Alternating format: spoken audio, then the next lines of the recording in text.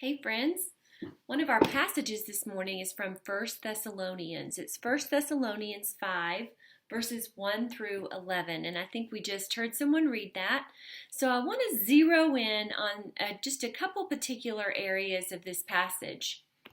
So one of the things that we read a lot about in the Bible is light. And this particular passage tells us, "But you, beloved, are not in the darkness." So we are children of the light. And I want us to think for just a minute what that means to be children of the light. Light in the Bible is used to symbolize many things. It's used to symbolize God and faith and holiness. And there are lots of verses about light in the Bible. So maybe this afternoon you could check out some of those other places where the Bible talks about light.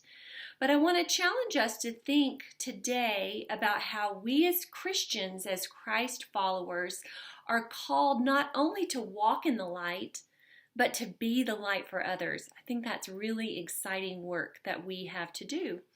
So our passage has a little hint about how we can be the light for others. It says, "We may live with him, therefore we can encourage one another to build one another up. Indeed, as you are doing."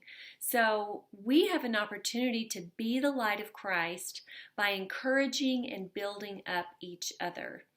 So let's think about our light for just a second. I have a prop. Here's my cute little light. It's a little lamp that usually sits on a little side table upstairs in our house. But I want to suggest that this lamp could symbolize me. It could also represent you. So if this light is me, sometimes I have a tendency to take my power cord and to try to plug it into lots of different things. So sometimes I try to plug it into another person, and then let's see if anything happens. Nothing happens. Sometimes I might try to plug it into myself. That's just silly, isn't it? But sometimes I do that, and then I'm not really reflecting any light. Sometimes I try to plug it into a circumstance or an event, and then nothing really happens when I do that. But if I take my power cord and if I plug it into God, I want to show you what happens. My light turns on. So if I can stay connected to the light of Christ, then I can reflect light for others. I can be the light for other people when I'm plugged in to who God is and to God as a power source.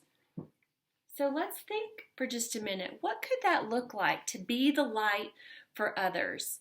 I think it could look like sharing an encouraging word, maybe with a family member or a friend who needs cheering up. I think being the light for someone else could even be simple, like helping someone with a chore. Maybe even just sitting beside someone could be a way of being the light for someone else. So as you know, we know that God is working all around us through all circumstances. And as Christ followers, the exciting thing for us is that we get to be the light for others. So this week, I'd like to challenge you to look for where God might already be inviting you to be the light for someone else or in a circumstance or a challenging event. You get to be the light. So look for that invitation. And I want to challenge you, when you do see where God is working, maybe you could accept that invitation and be the light for someone else. So I have a little prayer. I'm going to invite you to pray with me silently as I read it out loud. You, O God, are our source of light. You give us the hope of salvation, and you protect us by your love. Give us grace to build up and encourage one another as we seek your wisdom and abundant life in the strength of your word and with the assurance of your Spirit. Amen. God bless you this week.